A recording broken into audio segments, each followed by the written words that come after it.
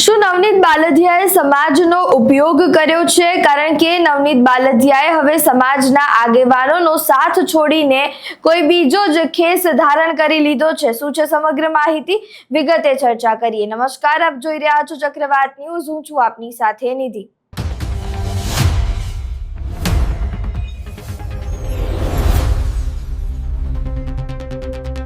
મુંબઈમાં એક ડાયરો થાય છે. માયાભાઈ આહિર દ્વારા ડાયરો કરવામાં આવે છે. તેમાં બગદાણા ટ્રસ્ટને લઈને તેમના દ્વારા બોલવામાં આવે છે. જ્યારે આ વિડીયો વાયરલ થાય છે ત્યારબાદ નવનીત બાલદિયા જે છે તેઓ માયાભાઈ આહિરને ફોન કરે છે અને સમગ્ર ઘટના જણાવે છે, માફી માંગવાનું કહે છે. માયાભાઈ આહિર માફી માંગતો એક વિડીયો પણ તેમના સોશિયલ મીડિયા પ્લેટફોર્મ ઉપર પોસ્ટ કરે છે. ત્યારબાદ જે આ વિવાદ છે તે વકરે છે. માયાભાઈ આહિરનો જ્યારે આ વિડીયો પોસ્ટ થાય છે ત્યારબાદ તેના બીજા દિવસે નવનીત બાલદિયા ઉપર જીવલેણ હુમલો થાય છે. નવનીત બાલદિયાના કહેવા અનુસાર આ જે હુમલો છે તે માયાભાઈ આહિરના પુત્ર એટલે કે જયરાજ આહિરના દ્વારા કરવામાં આવ્યો છે. ત્યારબાદ આ સમગ્ર ઘટના જે છે તે વકરે છે. હુમલો થયા બાદ જ્યારે નવનીત બાલદિયા પોલીસ સ્ટેશનમાં ફરિયાદ દાખલ કરવા જાય છે ત્યારે પોલીસ દ્વારા જયરાજ આહિરનું નામ લખવામાં નથી આવી રહ્યું તેવું નવનીત બાલદિયા દ્વારા કહેવામાં આવે છે. ત્યારબાદ સમાજ વચ્ચે આવે છે. સમાજના જે આગેવાનો છે હીરા સોલંકી અને પરસોત્તમ સોલંકી તેઓ નવનીત બાલદિયાના પડખે ઉભા રહે છે. પોલીસને પણ નિષ્પક્ષ ન્યાયની માંગ કરે છે. ત્યારબાદ એક મોટું સંમેલન યોજાય છે.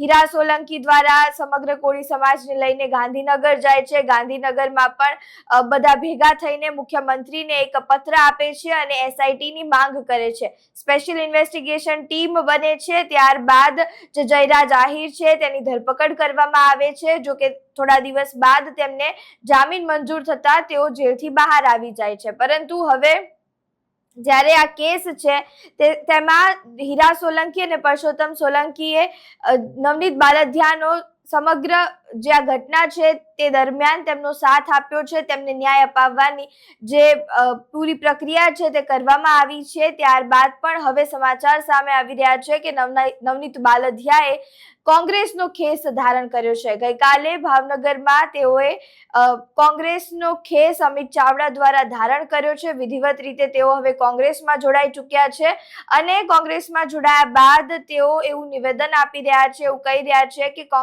ભાજપની સરકારમાં અત્યાચાર છે, ભાજપ અત્યાચાર કરી રહી છે. જ્યાં સુધી રોડ ઉપર ના ઉતરો ત્યાં સુધી ન્યાય નથી મળતો તેવા ભાજપ ઉપર તેઓ આરોપો લગાવી રહી છે. ત્યારે અહીંયા પહેલા એ વિડીયો જુઓ જેમાં નવનીત બાલદિયા કોંગ્રેસમાં જોડાય છે અને પ્રેસ કોન્ફરન્સમાં શું વાતચીત થાય છે.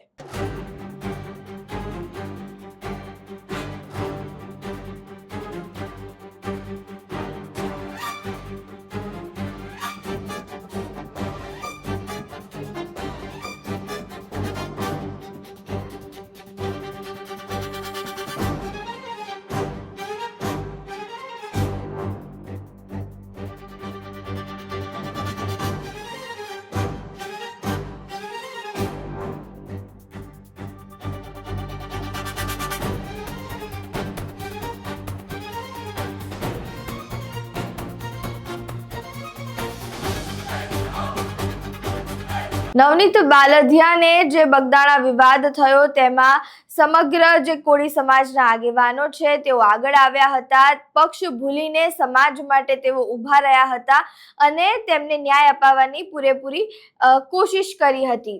જ્યારે હીરા સોલંકી અને પરસોત્તમ સોલંકી નવનીત બાલદિયાના પડખે ઊભા હતા, તેમને ન્યાય અપાવવા માટે મુખ્યમંત્રી સુધી પહોંચી ગયા હતા.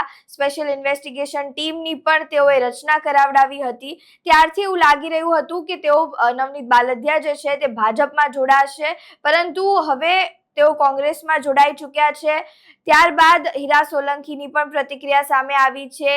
તે લોકો એવું કહી રહ્યા છે કે નવનીત બાલદિયાએ સમાજનો ઉપયોગ કર્યો છે અને ઉપયોગ કરીને તેઓ બીજા પક્ષ સાથે જોડાઈ ગયા છે. તેઓ રાજકારણમાં આવવા માંગતા હતા. ત્યારે હવે આ સમગ્ર મામલે વધુ શું પ્રતિક્રિયા સામે આવે છે, સમાજ દ્વારા શું કહેવામાં આવે છે અને નવનીત બાલદિયા દ્વારા એવું પણ કહેવામાં આવ્યું છે કે તેઓ અત્યારે તો ચૂંટણી લડવા નથી માંગતા, પરંતુ સમાજ કહેશે તો તેઓ ચૂંટણી લડવા માટે તૈયાર છે. હવે અહીંયા જોવું રહ્યું કે કોળી સમાજ જે માનવામાં આવે છે કે ગુજરાતમાં સૌથી વધુ મતદાર ધરાવતો એક સમાજ છે, ત્યારે અહીંયા એ જોવાનું રહ્યું કે આ જે નવનીત બાલદિયા છે તે જ્યારે કોંગ્રેસમાં જોડાયા છે ત્યારે હવે સ્થાનિક સ્વરાજ્યની ચૂંટણી પણ આવી રહી છે, તેમાં ભાજપને કેટલો અસર પડે છે, કોંગ્રેસને શું ફાયદો થઈ રહ્યો છે, સમગ્ર મામલે તમારું શું માનવું છે, તમારા જે મંતવ્યો છે તે અમને કમેન્ટ બોક્સમાં જરૂરથી જણાવજો. વિડીયો પસંદ આવ્યો હોય તો લાઇક, શેર, કમેન્ટ કરો અને અમારી ચેનલને સબસ્ક્રાઇબ કરવાનું ભૂલતા નહીં. નમસ્કાર.